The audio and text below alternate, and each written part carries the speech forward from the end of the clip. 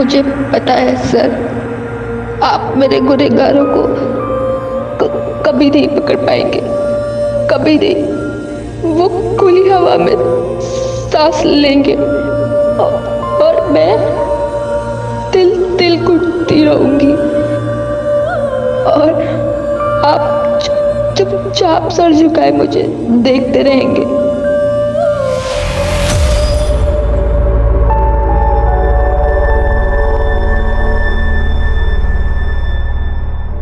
नमस्कार, आदाब। Crime petrol सतर्क के आज के एपिसोड में मैं अनूप सोनी आप सबका स्वागत करता हूं। हमारा देश अब लॉकडाउन से अनलॉक की दिशा में बढ़ रहा है। लॉकडाउन के दौरान जब हम अपने घरों में महफूज बैठे थे, उसी दौरान हमारे ये फ्रंटलाइन वॉरियर्स अपनी जान की परवाह किए बगैर पूरी निष्ठा के साथ अपनी ड्यूटी निभा रहे थे। क्राइम पेट्रोल और सोनी एंटरटेनमेंट की टीम इन सभी वॉरियर्स का तहे दिल से शुक्रिया अदा करती है। कोविड-19 के खिलाफ इस जंग में इनका योगदान अमूल्य है। लॉकडाउन के दौरान हमारी जिंदगी मानो रुक सी गई थी। जहां पूरी दुनिया कोरोना के मरीजों के आंकड़ों से परेशान थी, वहीं दूसरी तरफ एक जिंदगी ऐसी भी थी जिसे बिल्कुल एहसास भी नहीं था कि उसके आसपास क्या घट रहा है, और वो थी शांभवी। शांभवी की जिंदगी मानो पहले से ही किसी कैद में बसर हो रही थी, लेकिन शांभवी की जिंदगी हमेशा से ऐसी नहीं थी। कांग्रेस बॉबी, इस बार के टेस्ट सेमेस्टर में 90% आए हैं। देखना अगली बार ना तेरा नाम भी इस बोर्ड पर होगा, फिर तो पार्टी देगी ना। पार्टी? पहले ये बोर्ड देख मानसी, पिछले 10 साल में सबसे हाईएस्ट मार्क किसके हैं? शांभवी चौरसिया 99.34%, 2018-19। वाह यार, तुम दोनों बहनों तो स्कॉलर हो, और तेरी बड़ी बहन ना तुझसे भी आगे है। यही तो प्रॉब्लम है, पूरी लाइफ दीदी के अचीवमेंट्स में ना मेरे एफर्ट्स तो कहीं दिखाई नहीं देते। चल आओ। क्या बोल रही है तू? कुछ नहीं, वो तो मैं ऐसे ही, तुम्हें पता है क्यों नहीं, दीदी पीछे खड़ी है। वो तो माँ पापा का टेंशन था ना, इसलिए। तो क्यों इतनी टेंशन लेती है? These are just numbers। 5 साल बाद किसी को याद भी नहीं होगा कि तेरे कितने मार्क्स हैं। समझी? चले। ओ हीरोइन, क्या स्टडी करने आती है या बाल बढ़ाने आती है? विकास, तेरी गुंडागर्दी मुझ पे नहीं चलेगी, समझा? चल निकल।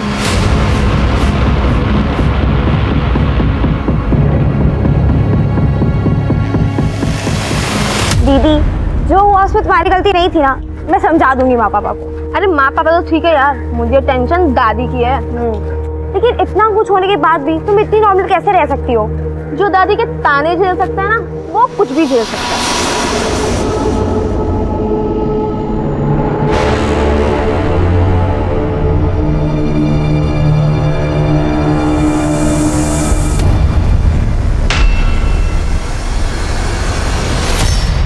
शांभवी, इधर आ, इधर आ तू।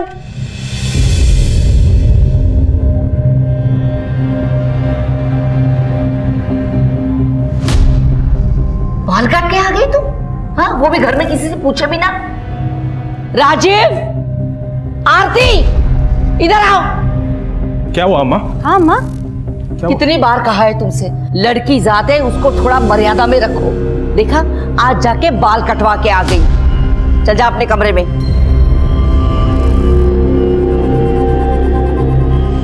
कह देती हूँ, ये लड़की एक दिन हम सबको खून के आंसू रुलाएगी, याद रखना। माँ, पापा, अब दादी कुछ कहते क्यों नहीं हो? वो इतने ताने क्यों देती है? बेटा, दादी की बात को दिल पे नहीं लेती। कैसे ना लगाऊं पापा, अभी से स्कूल से आए हैं, उनको जो कहना होता कह देती, लेकिन अच्छे से खाना तो खा लेने देती। नहीं बॉबी, मुझे बिल्कुल भी भूख नहीं, मैं बाद में खाऊंगी। माँ, चमन चाचा का खाना दे दो, मैं उनको दे के आती हूँ। अच्छा ठीक है, चल। पर तुमने बाल क्यों कटवा लिए? बताना तो। बाद में बताऊंगी। बॉबी, तू चल रही मेरे साथ? नहीं दीदी, मेरे सर में बहुत दर्द हो रहा है, आप जाओ। चल आराम कर।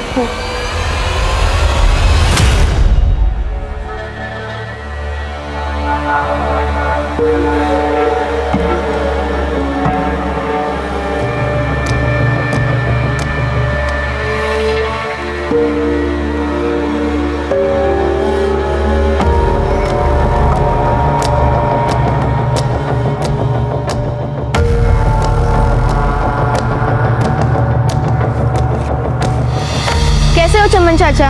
ये लीजिए आपका खाना। टिया रानी, कितने मेहनत से खाना लाती हो, एक भी दिन ऐसा नहीं गया जिस दिन खाना ना लाई हो। भगवान खुश रखे तुम्हें।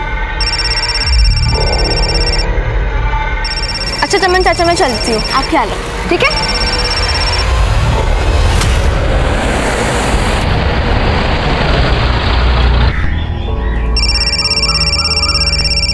हेलो हेलो, आवाज नहीं आ रहा है।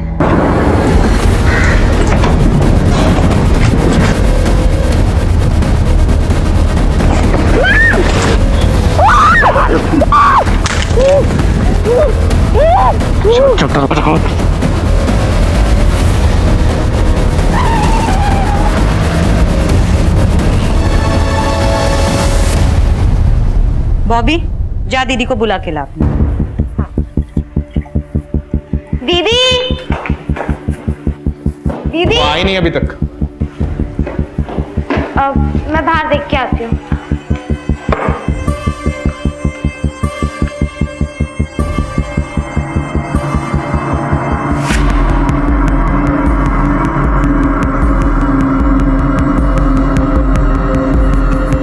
बाहर तो नहीं है। कहाँ गई होगी? मैं फोन करके पूछती हूँ। आप जिस नंबर को डायल कर रहे हैं वो इस समय स्विच ऑफ है। फोन तो बंद आ रहा है। यहीं कहीं होगी, मैं जाके देखता हूँ। मैं भी आती हूँ। हाँ चल बेटा।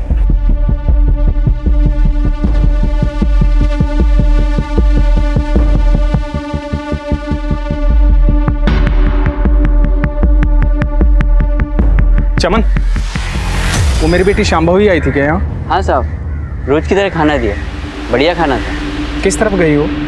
घर की तरफ।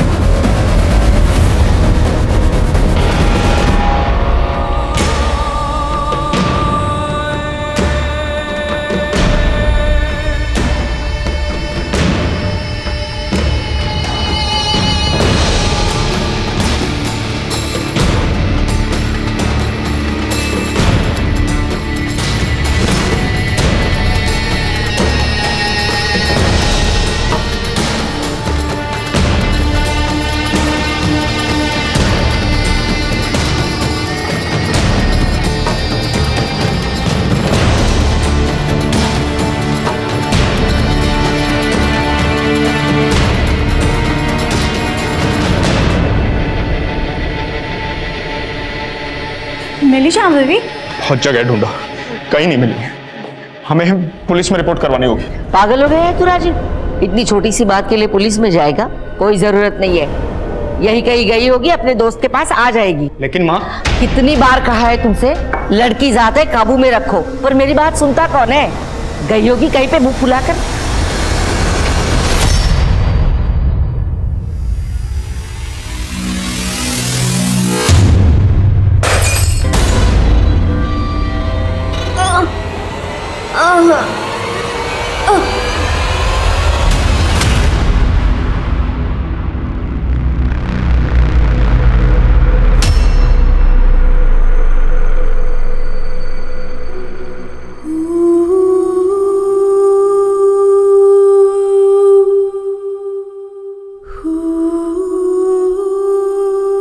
माँ प्लीज आप रोइए मत। आप प्लीज पुलिस के पास जाइए ना। पता नहीं मेरी बच्ची कहाँ होगी, कैसी होगी, किस हाल में होगी। बड़े मजे में होगी तेरी बेटी। दिन दहाड़े दरवाजे से कोई नहीं उठा के लेके गया उसे। और हाँ, पहले ही बता देती हूँ, पुलिस में जाने की कोई जरूरत नहीं है, खामखा बदनामी होगी।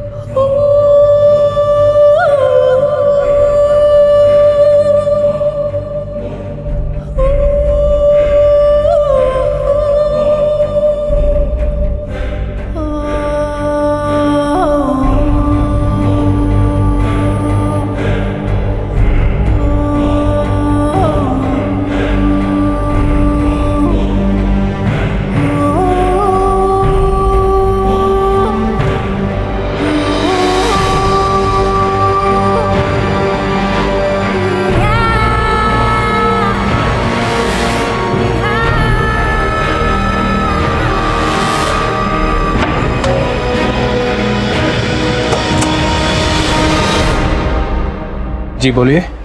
क्या ये राजीव चौरसिया का घर है? हाँ, मैं ही राजीव चौरसिया हूँ।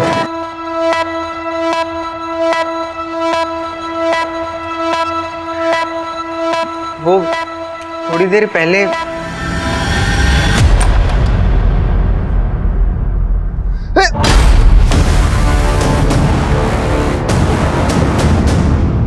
अम्मी, अम्मी, हाय अल्लाह, कौन है ये लड़की? बेटा जल्दी चप्पल लेके आ।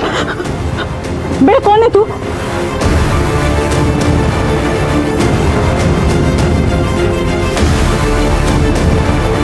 तुम्हारा नाम क्या है बेटा? बोल।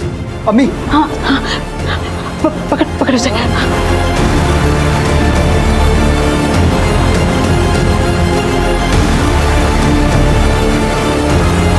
बोल बेटा, तुम्हारा नाम क्या है? तुम्हारे अबू का नाम क्या है बेटा? हाँ, बोल बेटा।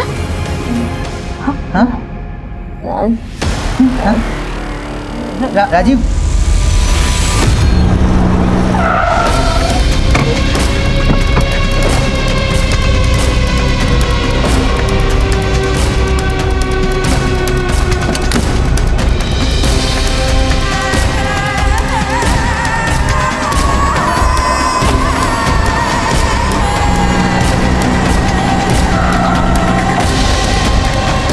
आरती, आरती, आरती, आरती!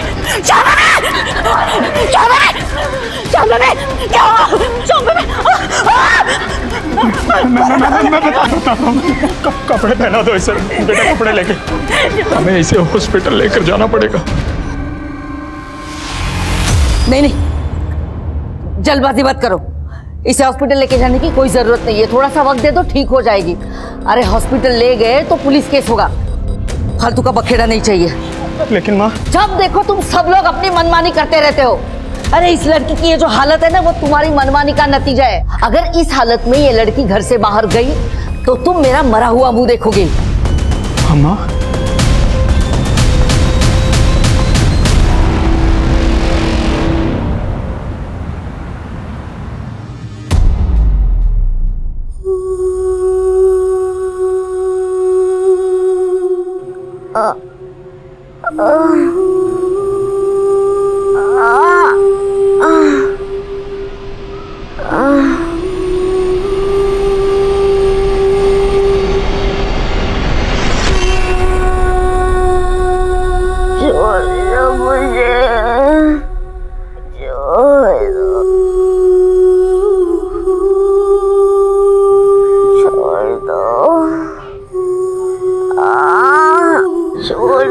दीदी,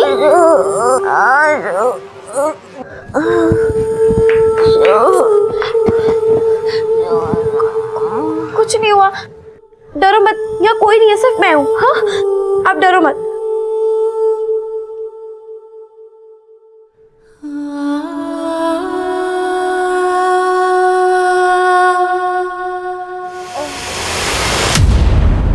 दीदी, दीदी, दीदी, दीदी आंखें खोलो। दीदी, दीदी, माँ, माँ, माँ, देखो कितना खून बह रहा है, देखो। शाम शाम भाभी बेटा,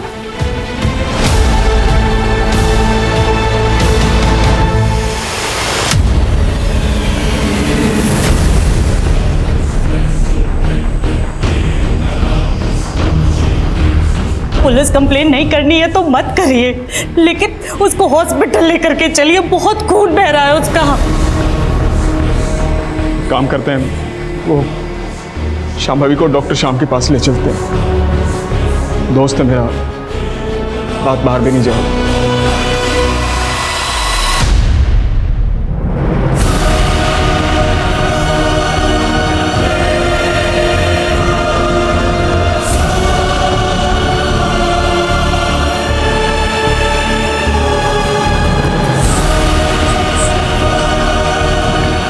श्याम,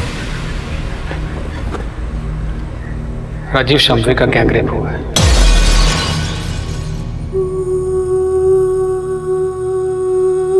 शायद 2 से ज्यादा लोग थे। बहुत तड़पाया गया उसे।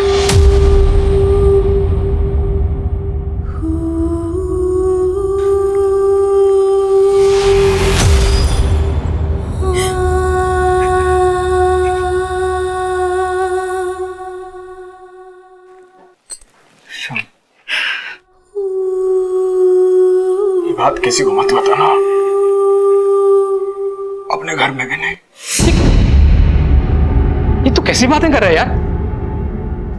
ये वक्त समाज के बारे में सोचने का नहीं है। अपनी बेटी के बारे में सोच। 11 कांच के टुकड़े, 2 पेपर कप्स, 5 पत्थर के टुकड़े।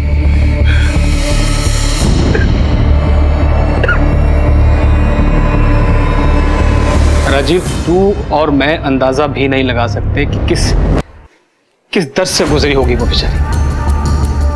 मैंने अपने इतने सालों के करियर में ऐसी दरिंदगी, ऐसी हैवानियत नहीं देखी।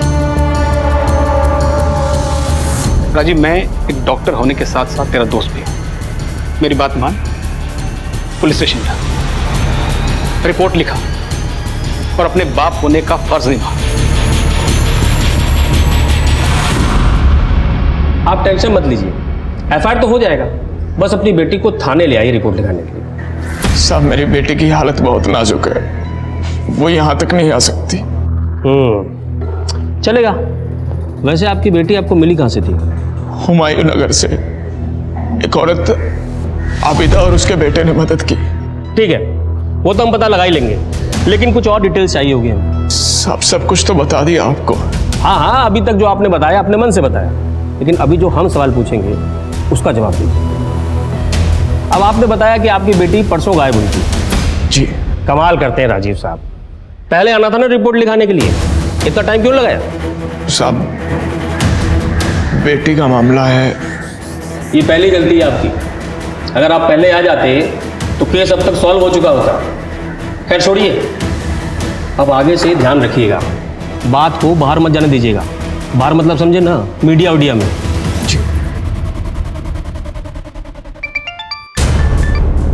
हाँ जी भैया, बोलिए। Anshika, I need your help. बड़ी मुश्किल से शांभवी के परिवार वालों को पुलिस में कंप्लेन करने के लिए मनाया था, लेकिन पुलिस शांभवी के बयान का इंतजार कर रही है। वो शांभवी इस हालत में है ही नहीं। इनफैक्ट उसकी हालत तो इतनी नाजुक है। अंशिका, मैं चाहता हूं कि ये केस खुलकर सामने आए ताकि पुलिस पर प्रेशर बने। भैया आप बिल्कुल फिक्र मत कीजिए, हम आपके और शांभवी के साथ हैं। Thank you Anshika. इटावा में हुए ब्रूटली गैंग रेप को 3 दिन बीत चुके हैं, लेकिन पुलिस प्रशासन अभी तक हाथ पे हाथ धरे बैठी है। पुलिस ने अभी तक उस जगह का भी पता नहीं लगाया है जहां पर विक्टिम के साथ ये घिनौना अपराध हुआ। पुलिस के इस निष्क्रियता और दमन के खिलाफ हम आवाज उठाएंगे। मीडिया के दबाव और पुलिस के आक्रोश से पुलिस प्रशासन में खलबली मच गई। इंस्पेक्टर को इस केस से हटा दिया गया और एक स्पेशल इन्वेस्टिगेटिंग टीम का गठन किया गया, जिसकी कमान शहर के एसपी आदिल खान ने खुद संभाला। आदिल खान के लिए चुनौती कड़ी थी। शहर में तनाव का माहौल था और लोगों में पुलिस के लिए अविश्वास बढ़ रहा था। शांभवी को न्याय दिलाकर लोगों के मन में पुलिस के लिए एक बार फिर से विश्वास पैदा करना ही आदिल खान का मकसद था।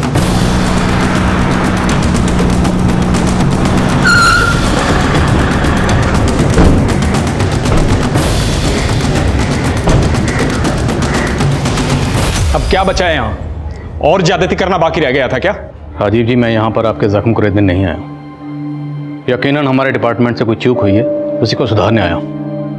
आपकी बेटी शांभवी को इंसाफ दिलाने आया। मैं खुद एक बेटी का बाप हूँ, इसलिए आपकी तकलीफ को समझ सकता हूँ।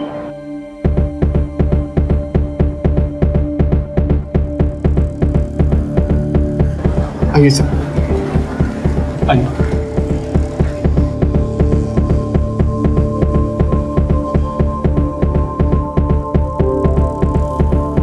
शांभवी बेटा,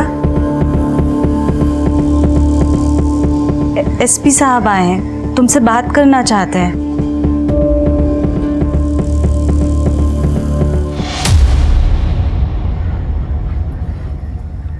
डरो मत बेटा, ये नए अफसर है, हमारी मदद करना चाहते हैं। शांभवी बेटा, मुझे पता है तुम्हारे लिए आसान नहीं होगा, लेकिन बेटा उस दिन जो हुआ, क्या वो तुम एक बार फिर से बता सकती हो?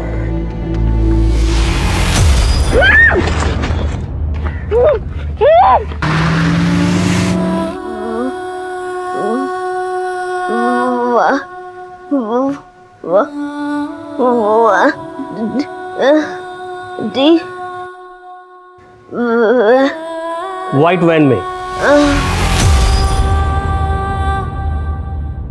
शांभवी बेटा, रहने दीजिए, इट्स ओके, मैं बाद में आऊँ।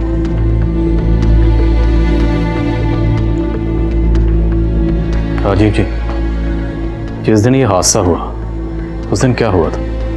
आई मीन एग्जैक्टली क्या हुआ था? सर, पिछले कई सालों से शांभवी दीदी हमारे कॉलोनी में आगे बैठने वाले भिखारी चमन चाचा को खाना देती थी। हर रोज की तरह उस दिन भी वो खाना देने गई थी। हम सब दीदी का इंतजार कर रहे थे, लेकिन वो लौटी ही नहीं।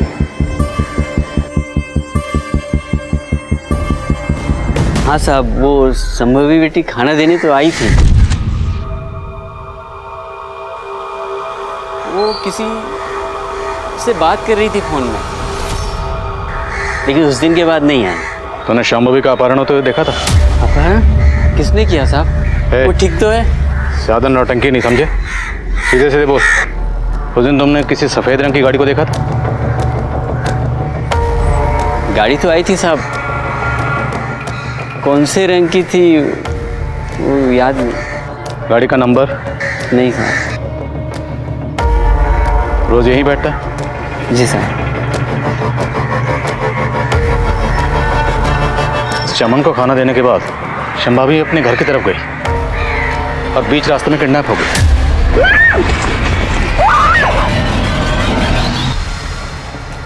जहाँ पे चमन बैठता है शांभवी का घर ज़्यादा दूर नहीं, तो मुमकिन है इसने सब कुछ देखा हो, लेकिन शायद छुपा रहा है। सर, कहीं ये भिखारी उनमें शामिल तो नहीं? नजर रखो इस पे। और इसके मुताबिक शांभवी जब अपने घर की तरफ जा रही थी तब वो किसी से फ़ोन पर बात कर रही थी। शांभवी के कॉल कार्ड निकलवा? जी सर, शांभवी उस वक्त उसकी क्लासमेट क्षमा से बात कर रही थी। क्षमा? सर, कॉल तो कनेक्ट हुआ था, लेकिन हमारी बात नहीं हो पाई थी। लेकिन मुझे याद है जिस दिन ये सब कुछ हुआ था, स्कूल में बहुत बवाल हुआ था। क्या स्टडी करने आती है या बाल बढ़ाने आती है? आइंदा से ये बाल बढ़ाए ना तो याद रखना। विकास, तेरी गुंडागर्दी मुझ पे नहीं चलेगी, समझा? चल निकल, चलो दीदी, जाने दो, चलो चलो चलो।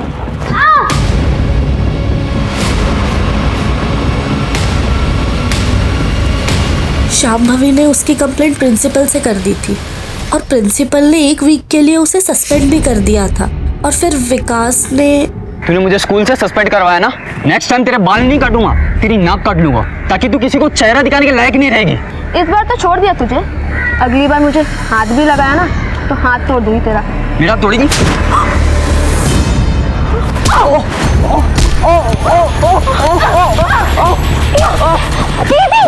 अच्छा नहीं किया, इस चोट का बदला लेना हुआ तुझे। तेरा नक्शा नहीं बिगाड़ा ना तो मेरा नाम विकास खरे नहीं। शांभवी बेटा, बेफिक्र रहो, मैं तुमसे ऐसा कोई सवाल नहीं करूंगा जो तुम्हें तकलीफ दे, लेकिन फिर भी तुम्हें जहां भी लगे हम इस पूछताछ को वहीं बंद कर सकते हैं। ओके बेटा, तुमने विकास खरे के बारे में पीआई शब्बीर अहमद को बताया था? सर, विकास ने धमकी दी थी, लेकिन तब लगा नहीं था कि वो ऐसा भी कुछ कर सकता है। लेकिन कुछ दिन पहले जब उसका मैसेज आया... मैसेज?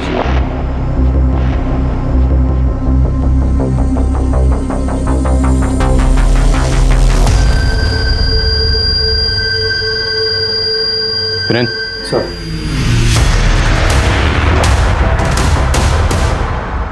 शांभवी बेटा, क्या अब तो मुझे बताओगे कि उस दिन तुम्हारे साथ क्या हुआ था?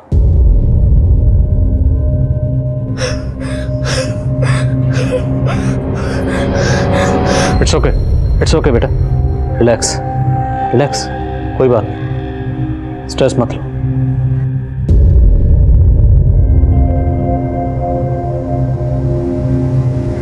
अच्छे लोग थे।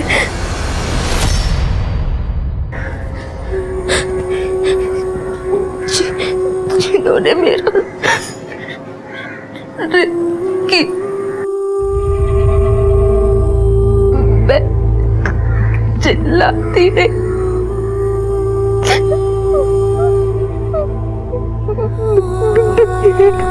भागती नहीं,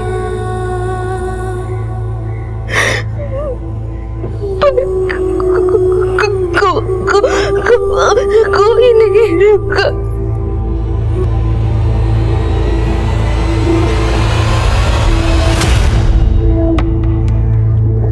तुम मदद के लिए चिल्लाती रहे, किसी ने तुम्हारी आवाज नहीं सुनी? आए थे कुछ लोग, आवाज सुन के मेरी मदद करने। कौन थे वो लोग? अच्छे लोग, बहुत अच्छे लोग थे। मदद कर आए थे, मदद करने अच्छे लोग।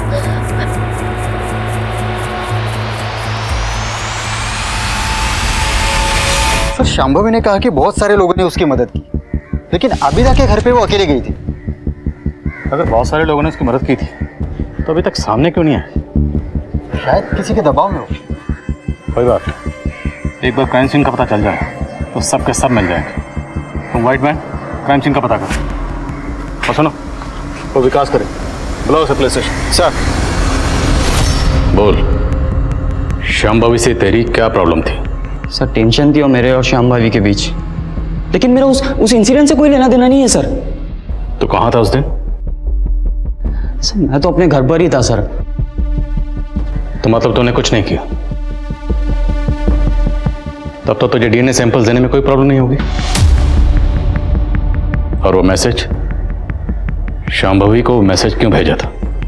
वो मैसेज सर सिर्फ मैं मौके का फायदा उठा रहा था सर। मुझे लगा उस वक्त मैं उसे धमका भी सकता हूँ और नीचा भी दिखा सकता हूँ सर। तेरी इस हरकत के लिए ना तेरे नक्शा बिगाड़ सकता हूं मैं, समझे तुम?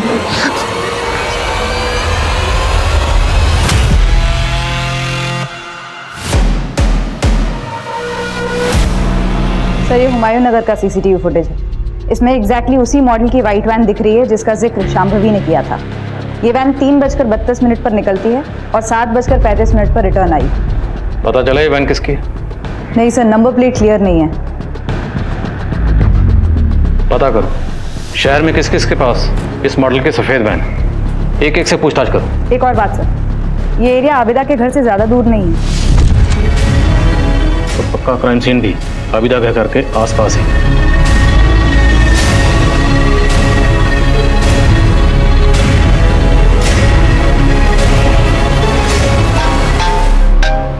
इसने की था। Good.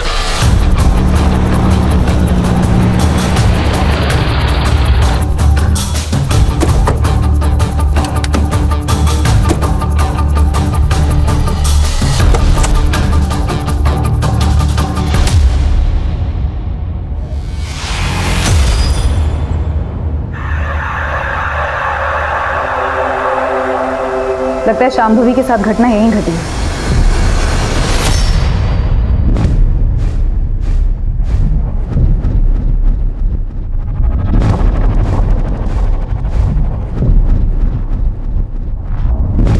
MM Catters।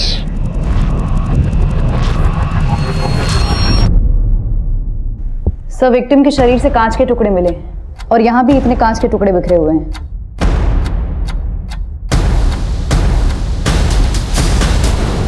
Sir bottle के बड़े कांच के टुकड़े यहाँ पर हैं।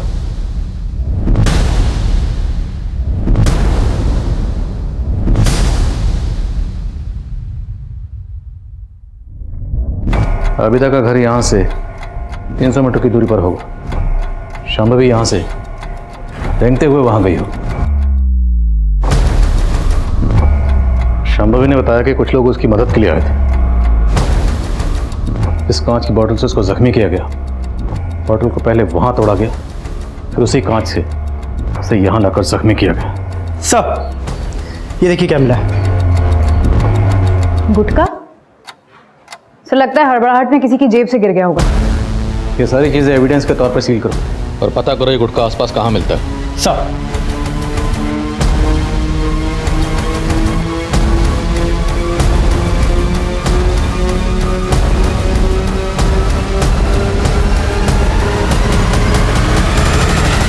बलात्कार सिर्फ पीड़िता के शरीर को ही नहीं बल्कि मानसिक अवस्था को भी हानि पहुंचाता है। शरीर के घाव तो शायद वक्त के साथ भर जाएं, लेकिन मन पर लगे घाव बहुत तकलीफदेह होते हैं। शांभवी भी इसी मानसिक यातना से जूझ रही थी। वो दर्दनाक हादसा एक सदमे की तरह से उसके दिमाग पर बार बार दस्तक दे रहा था। दूसरी तरफ एसपी आदिल खान और उनकी टीम इस केस की साजिश को समझने की कोशिश में लग गए थे। सर क्राइम सीन के आसपास के लोगों से बात हुई लेकिन कुछ खास हाथ नहीं लगा। उस दिन वहाँ पर एक शादी थी जहाँ दिन भर डीजे बज रहा था और लोग उसी के फंक्शन में व्यस्त थे। जितने भी लोगों से बात हुई उन्होंने कहा कि डीजे की ऊंची आवाज़ के आगे किसी लड़की के चीखने चिल्लाने की आवाज़ सुनाई नहीं दी। मैम कैटरिंग वालों से बात हुई जिनका विजिटिंग कार्ड मिला था? हाँ सर, उस शादी में केटरिंग उसी की थी। इनफैक्ट वो उस दिन वहाँ मौजूद भी था। वो कह रहा था कि उसने तकरीबन 50 लोगों को अपना विजिटिंग कार्ड दिया होगा। Auto auto auto auto auto uncle airport चलोगे? पहले घर पे चलना, मुझे सामान उठाना, फिर एयरपोर्ट चलते हैं। चलो। मुलजिम शांभवी को उठाकर रैंडमली हुमायूं नगर नहीं लेकर गए। वो जानते थे कि शादी वाला एरिया है, इसलिए वो जानबूझकर उसे वहां लेकर गए ताकि शादी के शोरगुल में लड़की की चीखने की चिल्लाने की आवाज़ कोई नहीं सुने। अपने खबरियों को वहाँ एक्टिव हो, उन्हें कहो कि कुछ भी पता चले तो तुरंत इन्फॉर्म करें। सर अपनी खबरियों से एक इम्पोर्टेंट बात पता चली। तूने तो कहा था कि तूने कुछ नहीं देखा, फिर ये फोन? सच बोल रहा है साहब, मैंने कुछ नहीं देखा था। मुझे तो ये भी नहीं पता ये बिटिया रानी का फोन है। मुझे पड़ा मिला, उठा लिया साहब। माँ की कसम सच बोल रहा है साहब। एक सच और बोल, तेरे पास इतने पैसे कहाँ से आए?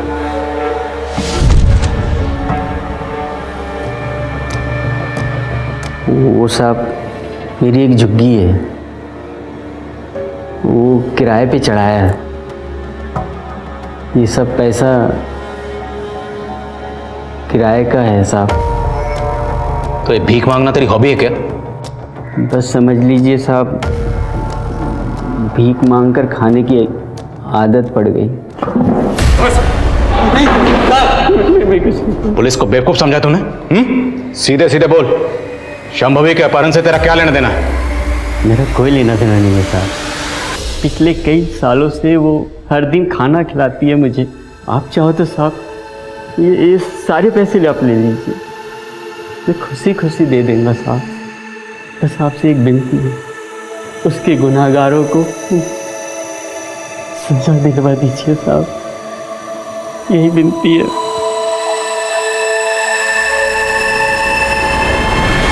ये सब मेरी गलती है। मैंने तुझे हमेशा डांटा, कभी तुझसे प्यार नहीं किया। तुझे ना जैसे कपड़े पहनने पहन, तुझे जैसे बाल काटने काट ले, मैं तुझे नहीं टोकूंगी। बस तू ठीक हो जा। अब पछताने से क्या फायदा अम्मा? आप यहाँ से चली जाइए, चली जाइए।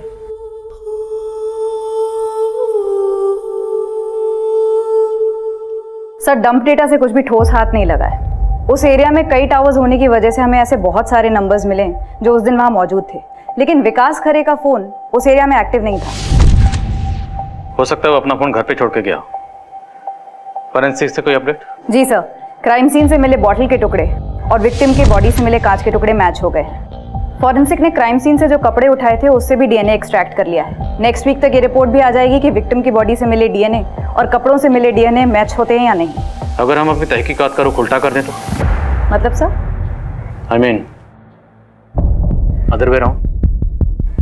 अभी तक हम विक्टिम से बाकी लोगों के डॉट्स जोड़ रहे हैं। अगर हम इसका उल्टा करें, डंप डाटा में जितने भी लोगों के नंबर मिले उनके प्रोफाइल चेक करें, उसमें ये चेक करें कि उनमें से वो लोग कौन हैं जिनका विक्टिम शांभवी से कोई ना कोई कनेक्शन है। चांस लेकर देख सकते हैं सर।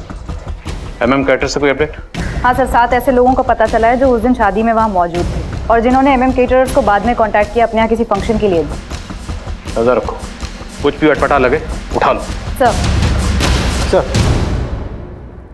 सर गुटके से कुछ ज़्यादा पता नहीं चला, लेकिन अपने खबरियों ने बताया कि जिस कार का यूज़ रेप केस में हुआ था वैसे ही कार का पता चला है।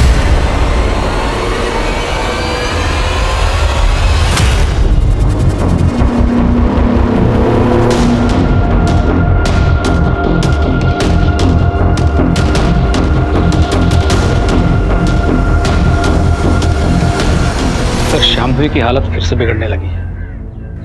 लगता है वो अपनी उम्मीद खोती जा रही है। लेकिन डॉक्टर आप तो कह रहे थे कि उसकी हालत में सुधार आ रहा है। हाँ, कहा था कि उसकी सभी रिपोर्ट्स इंप्रूवमेंट दिखा रहे हैं, लेकिन उसकी हालत में बिल्कुल भी सुधार नहीं हो रहा। यहाँ तक कि वो अपने पैरों तक को हिला नहीं पा रही, मानो वो चाहती नहीं कि वो ठीक हो साइकोलॉजिकली। सर, दवाइयाँ अपना काम कर रही हैं, लेकिन इंसान ठीक होता है अपनी विल पावर से। रेप और ह्यूमिलेशन ने उसके ब्रेन के एक हिस्से को बुरी तरह डैमेज कर दिया और वो तब तक नहीं भरेगा जब तक वो खुद नहीं चाहे।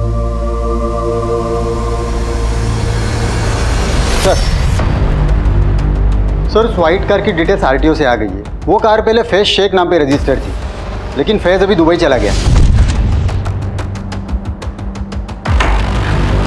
क्राइम में जिसकी गाड़ी इस्तेमाल हुई वो हमारे हाथ से निकल गया। सर और एक बात पता चली, फैज के दुबई जाने के बाद उसी एरिया का और एक आदमी अकरम बेग, उसने भी दुबई के वीज़ा के लिए अप्लाई किया था। सर खबरियों ने बताया कि 1 महीने पहले तक उसका दुबई जाने का कोई प्लान नहीं था और ना उसके पास पैसे थे। मुझे शक हुआ तो मैंने क्राइम सीन के डम डाटा में उन दोनों का नंबर चेक किया। ये अकरम और फैज दोनों मौजूद थे वहाँ पर? हाँ सर।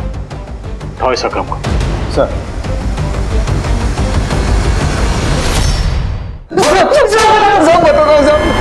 साहब लड़की के साथ कुछ नहीं किया, मैं तो सिर्फ वहां पे मौजूद था और सब शादी का खाना खाकर लौट रहा था।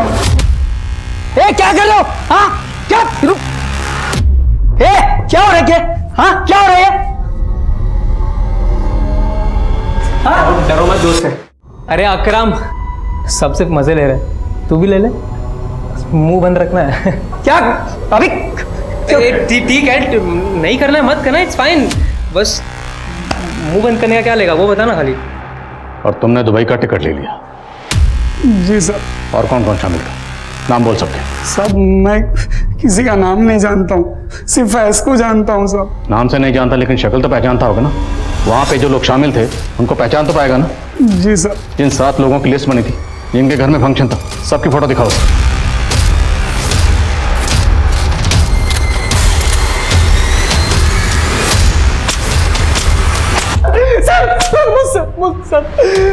सर मुझसे बहुत बड़ी गलती हो गई सर। मैं सच बोल रहा हूँ सर। मैं उस लड़की को जानता भी नहीं था सर।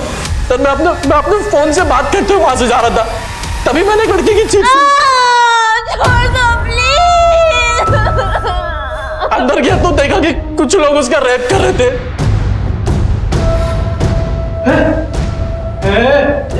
क्या चल रहा? अबे तू क्यों डर रहा है? फ्री का माल है, तू भी मजे ले ले, चल। सर मेरे से पहले भी हुआ 4-5 लोग थे और मेरे बाद 10-12 लोग और आए सर। नाम बोल, नाम बोल, कौन कौन थे?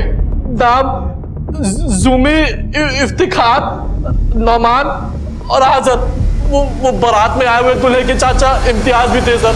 तो बारात में आए बाराती बन के और रेप होता देखकर रेपिस्ट बन गए। दो अच्छे से।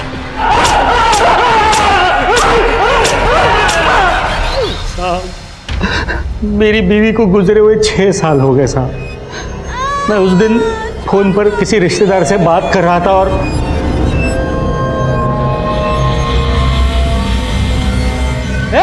ए लो क्या हो रहा है? हाँ शांत शांत हो जाओ। ये लड़की कौन है? हाँ क्या कर रहे हो तुम लोग इसके साथ? चाचा हल्ला क्यों मचा रहे हो आप? ये लड़की अपनी मर्जी से आई है चाचा, आई है कि नहीं? आपको जो करना कर लो ना।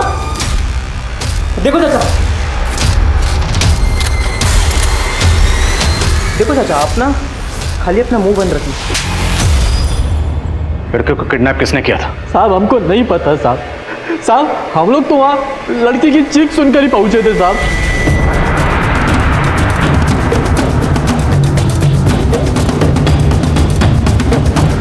से एक टीम मिली है। रफीक नाम के आदमी का गैरेज है शांभवी के घर से थोड़ी ही दूर, और फैज़ रफीक का बहुत अच्छा दोस्त है। और रफीक के गैरेज में 2 लड़के काम करते हैं, नईम और शिवा। फैज़ की उन दोनों से भी दोस्ती है। उठा लो। अरे साहब क्या हुआ है?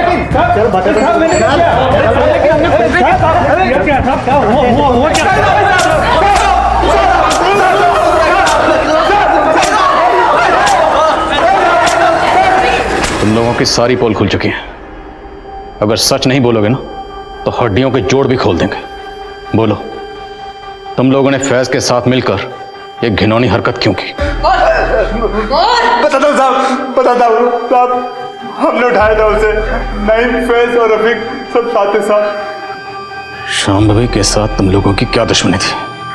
सब बहुत शौक था उस लौंडिया को लौंडा बनने का। बहुत गुरूर था उसको अपनी खूबसूरती पर और दिमाग पर। और रफीक भाई, इन लौंडियों के बाप को कुछ ज्यादा ही चर्बी चढ़ रही है। ऐसा पानी फेरेंगे कि इनके बाप की चर्बी भी पिघल जाएगी। देखो कैसे घूर रही, देखो लगता बताना ही पड़ेगा। हाँ?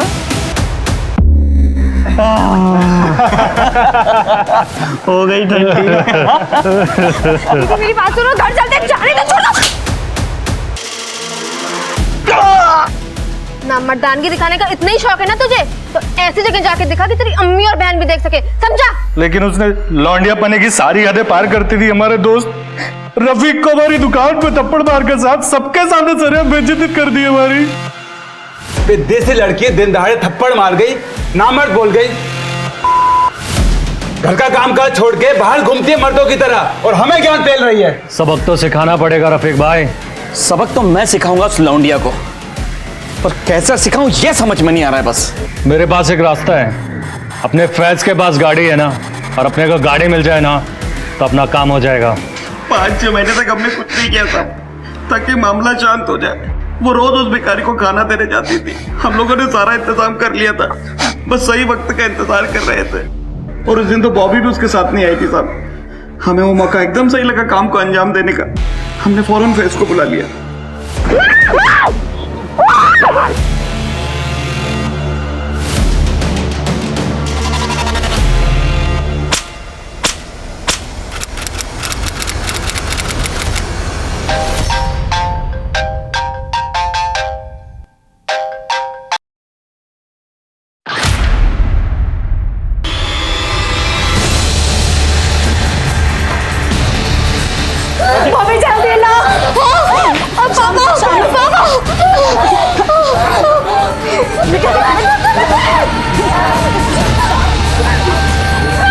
जल्दी ला बॉबी।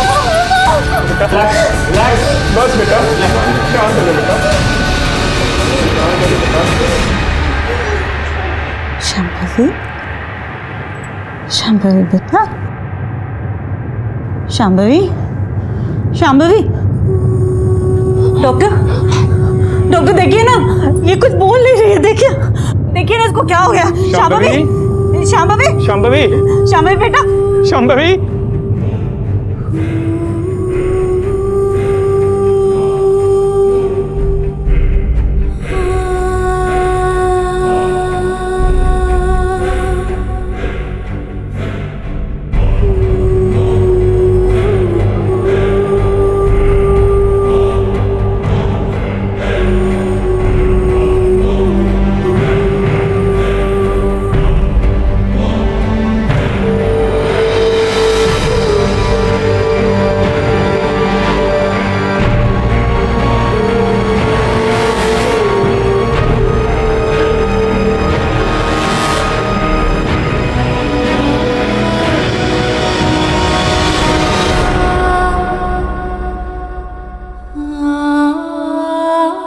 पॉलिटिकल डिप्लोमेसी के तहत पुलिस दुबई जाकर बैठे फैज शेख को इंडिया लाने में कामयाब हो गई। शांभवी के सभी गुनहगार इस वक्त सलाखों के पीछे हैं, लेकिन अफसोस इस बात का है कि ये दिन देखना शांभवी के नसीब में नहीं था। शांभवी एक बहुत ही होनहार और साहसी लड़की थी। एक उज्जवल भविष्य उसके सामने था, लेकिन कुछ लड़कों की भद्दी सोच और हैवानियत ने उसकी जिंदगी तबाह कर दी। लड़कियों के साथ छेड़छाड़ की घटनाओं के बारे में हम अक्सर अखबारों में पढ़ते रहते हैं, और शायद यही कारण है कि हम इस समस्या को एक आम समस्या मानने लगे हैं, जबकि सच्चाई ये है कि ये घटनाएं हमारे समाज के चरित्र को दिखाती हैं।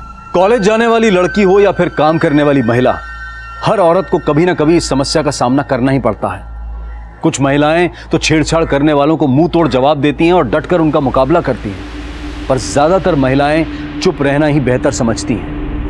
लेकिन चुप्पी समझदारी नहीं है। ऐसा करने से इन घटनाओं को और बढ़ावा मिलता है। इस समस्या से निपटने के लिए यह बेहद जरूरी है कि हम ईव टीजिंग के खिलाफ जीरो टॉलरेंस पॉलिसी अपनाएं और साथ ही साथ छेड़छाड़ करने वालों के खिलाफ पुलिस को भी सख्त रवैया अपनाना होगा। तभी महिलाओं के लिए एक सुरक्षित माहौल बन पाएगा। इसी विचार के साथ अब मैं अनूप सोनी आपसे विदा लेता हूं। फिर मुलाकात होगी क्राइम पेट्रोल सतर्क में एक और नए केस के साथ। तब तक अपना ख्याल रखें, सतर्क रहें, सुरक्षित रहें। जय हिंद।